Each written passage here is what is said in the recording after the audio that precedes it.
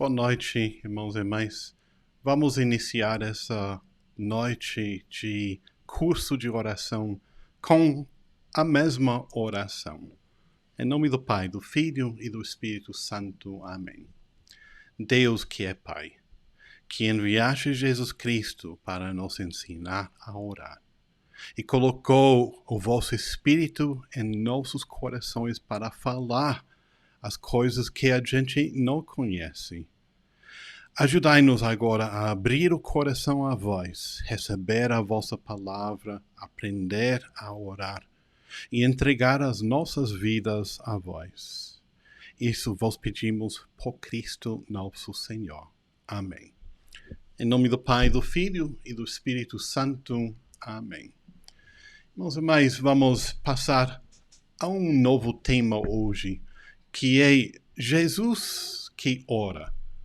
Nós aprendemos a orar de outros. E quem melhor do que o mesmo Jesus Cristo que nos ensina a orar? Ensina primeiramente com a sua própria vida de oração. E vamos passo a passo ir vendo esse exemplo de Jesus Cristo e como ele orava. Em primeiro lugar, Jesus é o verdadeiro Filho de Deus. O Filho de Deus que se tornou filho da Virgem, aprendeu também a rezar segundo o seu coração de homem. Não devemos esquecer de que Jesus, ao se encarnar, tomou a nossa natureza humana, corpo e alma. E ele rezava como homem, sendo Deus, usava sua boca, sua mente, seu ouvido, sua experiência, a memória, olhava para seus pais, para os fariseus no templo. Ele aprendia a orar. Aprendia em primeiro lugar do exemplo da sua própria mãe. Ele, aprendendo dela, aprendeu como o povo de Israel rezava, orava. Assim, como Maria, todas as coisas ele contemplava e meditava em seu coração. Os grandes acontecimentos da história da salvação, a criação, Abraão, Moisés, aquele saída de Egito, a Páscoa, tudo isso ele contemplava como Maria e meditava no coração e fazia próprio. Ele rezava com as mesmas palavras que o povo de Israel rezava, seguindo os ritmos dos templos, os ciclos litúrgicos, indo para o templo, para as sinagogas. Tudo ele fazia como qualquer outra pessoa. Então, encontramos em Jesus Cristo esse exemplo de oração como qualquer um, mas lembrando que ele era também Deus. Sua oração brota de uma fonte secreta. Eu devo estar naquilo que é de meu Pai. Lembrem, aquele momento em que, depois de ter ido ao templo, Maria e José estavam a caminho de casa e descobriram que Jesus não estava com eles. Então voltavam buscando a Jesus. E quando encontravam Jesus e diziam: Filho, por que fizestes isso? Olha como eu e seu pai estamos preocupados. E Jesus respondeu: Por que vos preocupeis? Não sabias que eu devo estar naquilo que é de meu Pai? Aí, desde a sua juventude, começou a revelar uma novidade que não era do povo de Israel antes. Deus é Pai. Deus é meu Pai, como diz Jesus. Uma nova maneira de rezar, de se dirigir a Deus. Já não como um ser distante, criador, mas que a gente não vê, sino que de uma pessoa, uma oração pessoa a pessoa com o Pai. Essa é a novidade que Jesus ia revelando aos poucos. Primeiro, à sua própria família, depois aos discípulos. Jesus tinha o costume de buscar momentos e lugares de rezar. E a Bíblia destaca certos momentos decisivos na vida de Jesus. Por exemplo, antes de ser batizado no Rio Jordão por João Batista, ele passava a noite em oração. E só depois descia para ser batizado a pomba. O Espírito Santo apareceu, pairando sobre ele. A voz do Pai apareceu. Um momento decisivo de revelação da Santíssima Trindade. Pai, o Filho sendo batizado, o Espírito Santo que apareceu. E tudo isto, Jesus, sabendo a importância disso, passava a noite em oração, em preparação. Não queria ficar longe de Deus, certamente não podia. Mas para manifestar a nós como é importante para receber essa revelação de Deus Pai, Filho e Espírito Santo, é necessário viver plenamente a vida de oração. Antes da transfiguração, quando levava Pedro e Tiago para a montanha para revelar a eles a sua divindade, não é? Transparentando com luz, com a brancura de suas vestes, que ele é Deus, antes passava na oração. E antes da própria paixão, não é? Do sofrimento, que ele entregava sua vida a Deus Pai, a sós no jardim, suando sangue, orava. Em todo momento importante da vida de Jesus, Jesus buscava a oração. A oração era indispensável para a vida de Jesus. De igual maneira, em todo momento decisivo da vida dos apóstolos, Jesus passava a noite em oração.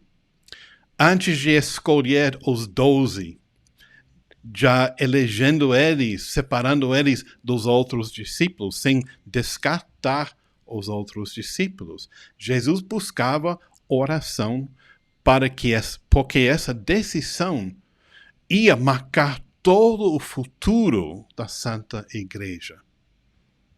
Antes de Pedro confessar Cristo como o Cristo de Deus, o ungido de Deus, também Jesus passava tempo em oração com o Pai.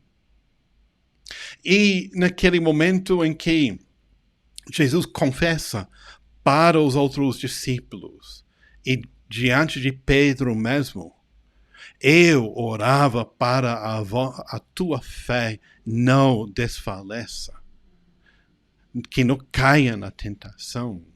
Jesus orava por Pedro, como ele ora e reza por cada um de nós.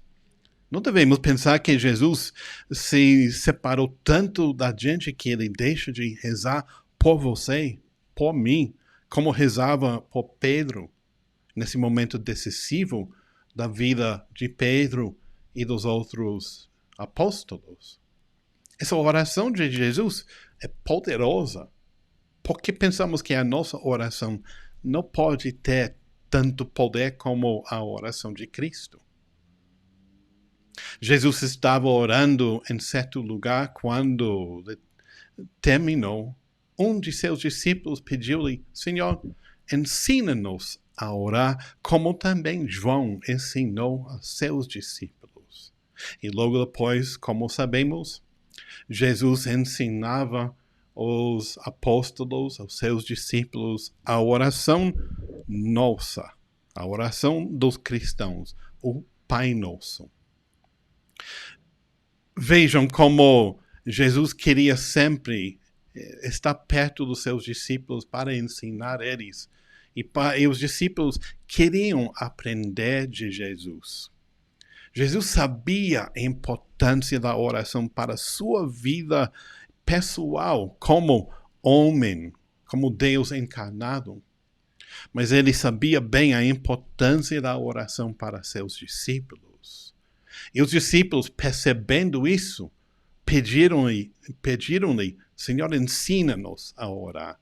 Nós reconhecemos que a nossa oração não é perfeita. Precisamos saber mais, aprender mais. Queremos, como João ensinou aos seus discípulos, queremos orar como tu oras. Eles observavam Jesus de noite em oração.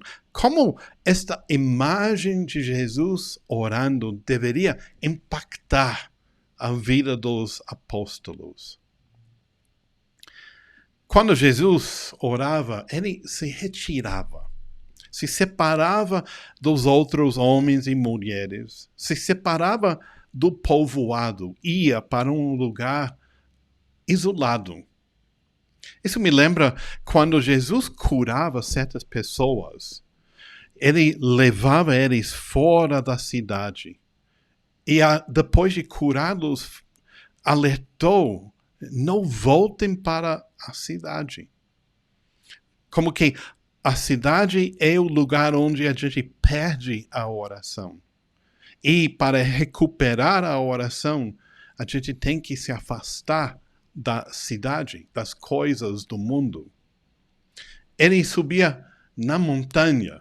Ele buscava um lugar elevado, um lugar destacado dos outros lugares. E ele preferia orar à noite, quando tudo ficava no silêncio, quando a luz do dia já se vá, e na escuridão, onde não pode ver muitas coisas, distrações, é mais fácil de orar. Então essas 4 coisas, retirar-se, a solidão, a montanha, a noite, são elementos que devemos buscar em nossa oração. Separarmos do tumulto e do barulho do dia a dia. Buscar não somente a oração comunitária, sino a oração solitária. Minha oração, a sós com Deus. A montanha, que é um lugar elevado, separado, especial. Buscar um lugar para a sua oração. Diferente de rezar o texto no ônibus, indo para o serviço, tudo bem. Mas eu preciso de uma oração muito especial, em um lugar determinado, afastado da vida normal e das pessoas normais. Um lugar à noite em que as coisas do mundo não vão me distrair, para que eu possa orar cada vez melhor. Jesus, o Verbo que assumiu a carne, em sua oração humana, participa de tudo que vivem seus irmãos. Ele se compadece de fraquezas para livrá-los delas. Então, na sua humanidade, Jesus experimenta, vive, sente tudo o que nós sentimos. Toda a experiência humana que às vezes pensamos, tenho que tirar isto da minha vida para orar melhor. Sofrimento, doença, problemas de família, de emprego, etc. Tenho que solucionar isto para rezar melhor. Tenho que solucionar isto para Deus me amar. Não. Jesus, na sua humanidade, levava tudo isto na oração. Tudo. Ele tudo experimentou como a gente experimenta, menos o pecado. Toda emoção, toda prova e dor no corpo, doença, tristeza, alegria, tudo ele experimentou e levava na oração. E através de compadecer-se com as nossas fraquezas, ele purificou essas e até elevou essas fraquezas a um nível maior. Os evangelistas conservam duas orações, ambas começando com a ação de graças. Daqui a pouco vamos entrar já nas diversas formas de oração, uma delas sendo a ação de graças. Mas nessas duas ocasiões, Jesus iniciava a oração com ação de graças. E dá para entender que toda a sua oração era oração que iniciava com ação de graças. Primeiro, quando falava dos mistérios escondidos aos sábios e revelados aos pequeninos. Eu vos dou graças, Pai, porque revelastes essas coisas aos pequeninos. Escondestes essas coisas dos sábios do mundo. E em outra ocasião, antes da ressurreição de Lázaro, elevando os olhos ao céu, agradeceu a Deus e depois ressuscitou Lázaro. Deu graças porque, como dizia, por me teres ouvido. Obrigado, Senhor, por me teres ouvido. E só depois obrou o milagre de ressuscitar Lázaro da morte. Então, eu acho que se a gente busca esta oração de ação de graças, a gente pode mudar a nossa atitude diante dos problemas e sofrimentos e fazer da nossa oração cada vez melhor, cada vez mais perfeita. A oração, essa mesma oração antes de ressuscitar o Lázaro, nos revela como pedir, como devemos pedir a Deus. Antes que o dom seja feito, Jesus adere àquele que nos dá seus dons. Pense nisto, eu vou repetir.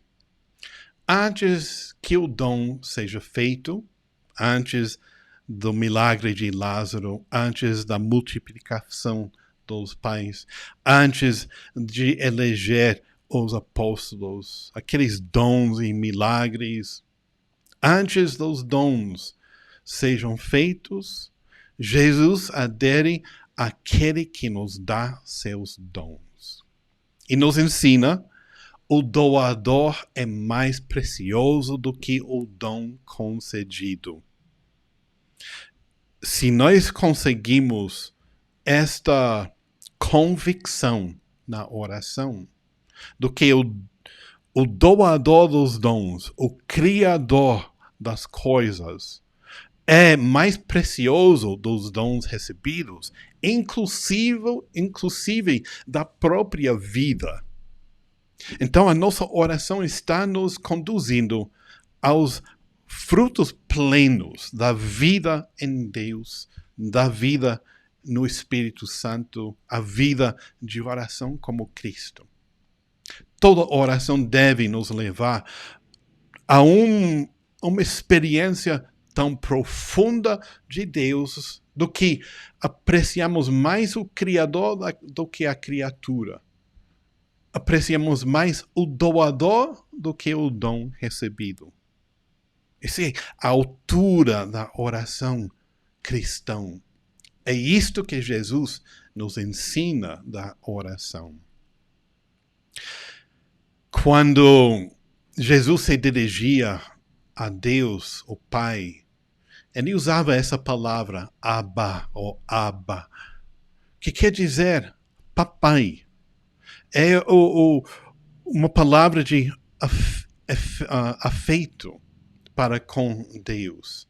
Não era pai como, não sei, uma coisa separada, longe.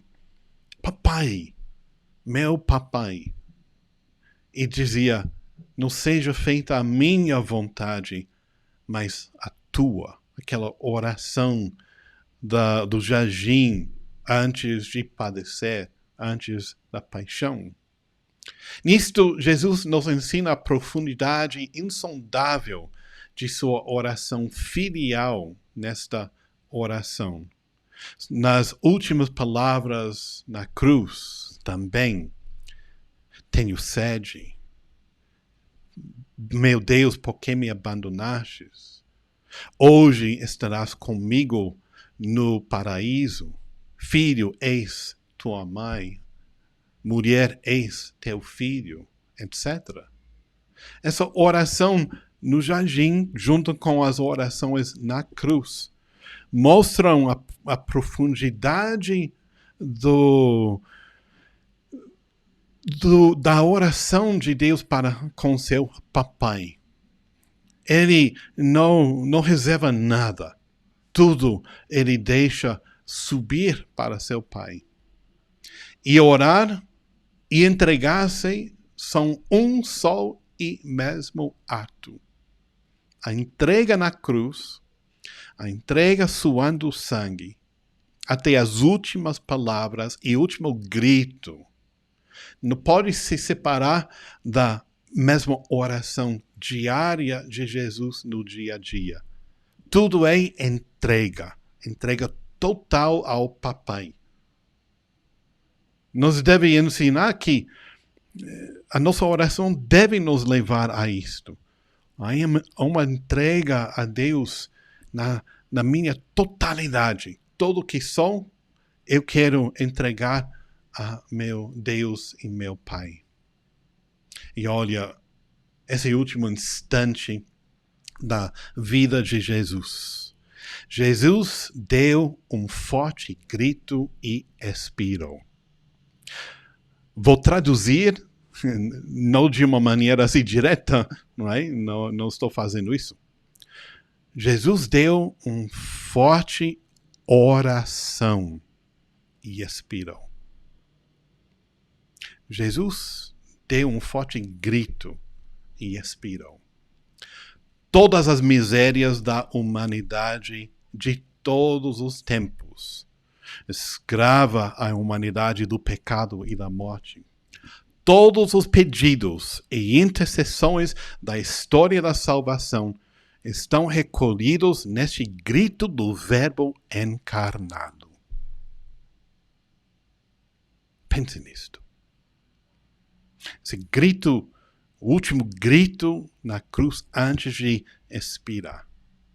Nesse grito, todas as nossas misérias e todas as nossas orações, intercessões, tudo está ali nesse grito que Deus entrega, que Jesus entrega a seu Pai. Tudo. É a última oração que é, ao mesmo tempo, a mesma entrega de Jesus a Deus Pai. De novo, se a nossa oração não nos leva a uma entrega total a Deus, sem reserva, está faltando alguma coisa em nossa oração. Agora vamos ver uma segunda parte de hoje. Jesus ensina a orar. Ao orar, Jesus já nos ensina a orar. Ele é o testemunho, o espelho que olhamos para aprender a oração.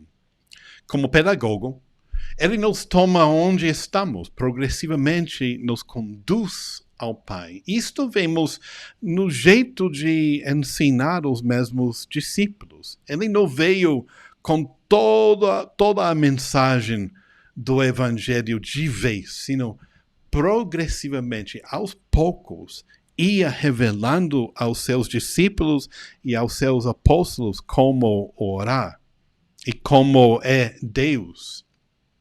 Jesus parte daquilo que as multidões já conhecem da oração e as abre para a novidade do reino que vem. Revela em parábolas essa novidade. Começa com o conhecido. Começa com usando parábolas as coisas da experiência humana. E aos poucos vai revelando as facetas do reino de Deus. Não é? As parábolas que são do dia a dia, são da experiência humana, trazem atrás de si ensinamentos do que é o reino de Deus. No Sermão da Montanha, Jesus insiste na conversão do coração, tão importante para qualquer pessoa. Reconciliação antes de apresentar uma oferenda no altar. Se eu vou orar, primeiro eu preciso uma boa reconciliação com Deus e com meu irmão. A minha oração será mais perfeita. O amor aos inimigos, o amor e o perdão, orar pelos que nos perseguem, que fazem mal a gente. A oração ao Pai em segredo, buscando entrar no seu quarto e fechar a porta e orar a vosso Pai no segredo. Não desperdiçar muitas palavras, não é em repetir muitas palavras que oramos, sino na busca da entrega a esse Deus que é nosso Pai. A pureza de coração, de não apegar o coração às coisas criadas, às coisas materiais, às impurezas do sexo e tantas outras coisas que brilham aos nossos olhos e nos atraem. E a busca do reino, de deixar Cristo reinar em nossas vidas e em nossa experiência humana.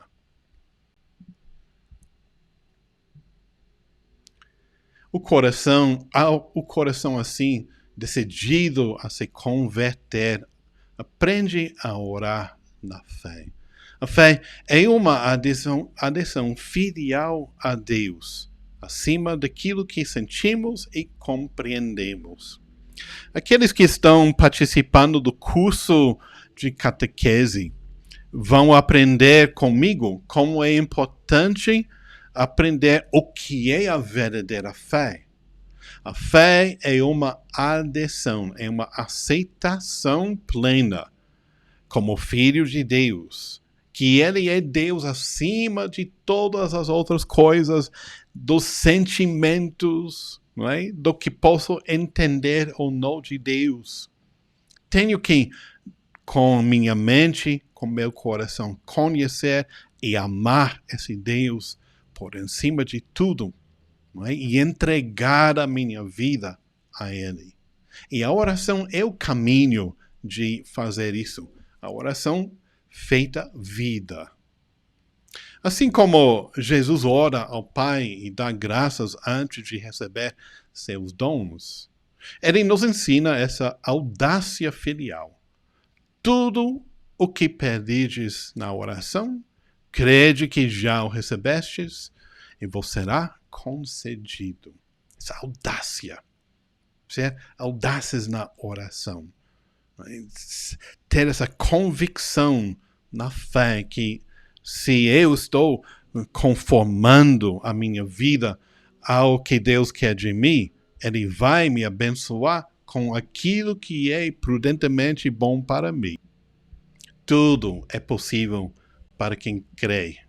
Tudo é possível para quem tem fé em Deus. A oração de fé não consiste apenas em dizer Senhor, Senhor, mas em levar o coração a fazer a vontade do Pai. Como é importante isso, irmãos e irmãs. Não é tanto a quantidade de orações que fazemos, quanto tempo passamos na oração. Seja, vou rezar o terço, o rosário completo, ou vou rezar 3 Ave Marias hoje. Não importa. O importante é de chegar a entregar a vida a Deus e fazer a vontade dele. Se a minha oração não me leva a isto, não importa quanto rezo. pode ser um Pai Nosso, pode ser 4, 5 rosários por dia. Não importa. Se não estou aprendendo de Jesus a entregar a minha vida a Deus e cumprir a vontade dele, tudo isso é em vão. Ou, de repente, tudo isso é vaidade. Jesus convida os discípulos a terem, na oração, a preocupação de cooperarem com o plano divino, de fazer como Jesus, não é? Cumprir com a palavra de Deus e fazendo a vontade de Deus,